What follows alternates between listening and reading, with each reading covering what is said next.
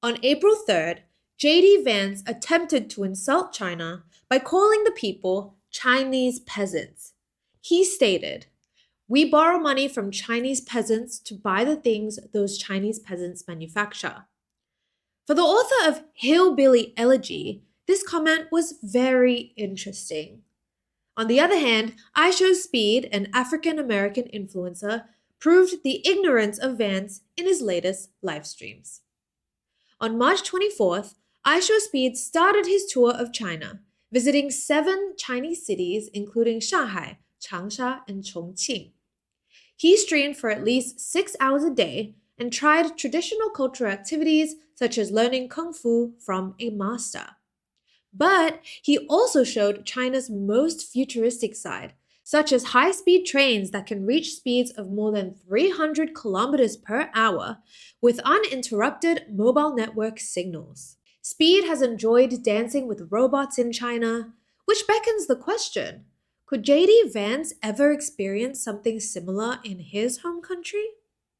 In fact, Chinese farmers and working-class people gave the American guest a very warm and friendly reception. For example, one of his Chinese fans, named Rongchang Goose Uncle.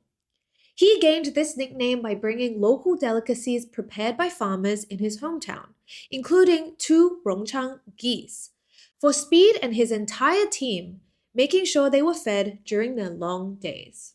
Uncle Jiang followed Speed's crew for days and found him in every city he went. Eventually, his hard work paid off. Speed invited him along on their journey, taking him in his car and constantly checking if Uncle Jiang was taken care of. The pair exchanged heartwarming conversations through translators and connected deeply despite their language barrier. IShowSpeed even promised to buy Uncle Jiang an expensive translating device, teach him English, and show him America one day. As Uncle Jiang returned to his home of Rongchang, he was welcomed back as a hometown hero, exclaiming passionately, "Show the world our local delicacies." Uncle Jiang's story undermines Vance's comments on China, as he showed the world how proud and prosperous his hometown and its working-class farmers are. When looking deeper into Uncle Jiang's social media, you can see that he has done plenty of work assisting farmers in his hometown, delivering food and water to sanitation workers, and participating in wildfire rescue. He even won many accolades commending his efforts. On the other hand, some American viewers have had a mixed response. During IShowSpeed's live streams, his comment section was filled with questions, asking if he was a puppet for the Chinese government. According to China Daily, his production team even released bank statements to prove that this was not the case.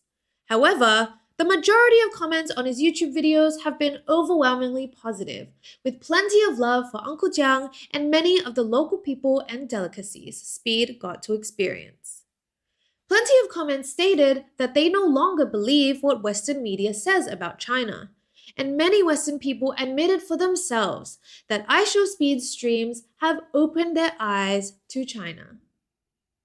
The Chinese embassy in the US has cited IShowSpeed's streams as an open invitation for Americans to visit China and see it for themselves. As of March 2025, China has expanded its visa-free policy to 38 countries. According to China Daily, in 2024, cross-border trips by foreigners surged 82.9% in a year.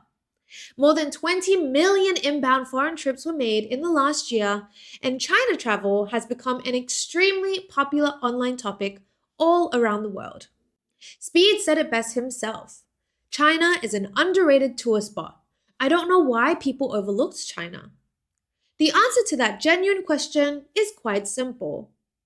In September 2024, the US House of Representatives backed a bill to spend $1.6 billion within 5 years to promote anti-China propaganda.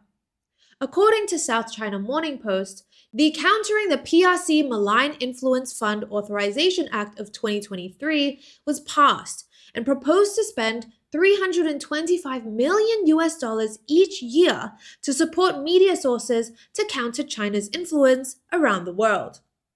Interestingly, there is almost no coverage on Western mainstream news outlets about IShowSpeed's visit to China. Perhaps IShowSpeed's streams caused irreversible damage to the extremely expensive anti-China propaganda machine. No matter how much money the US invests in anti-China propaganda, genuine, real-time live streams and travel will continue to prove US propaganda as a complete waste of money. iShowSpeed's live streams have shown people all around the world in real time the beauty and diversity of China. He exposed the infinite possibilities in cultural exchange just by talking to local people and being open to Chinese culture. Perhaps JD Vance would learn a thing or two if he watched iShowSpeed streams, or perhaps he should step down and allow iShowSpeed to take his place instead. Thank you for watching this episode of Top Picks. I am Mimi. Please leave a comment down below and we'll see you next time.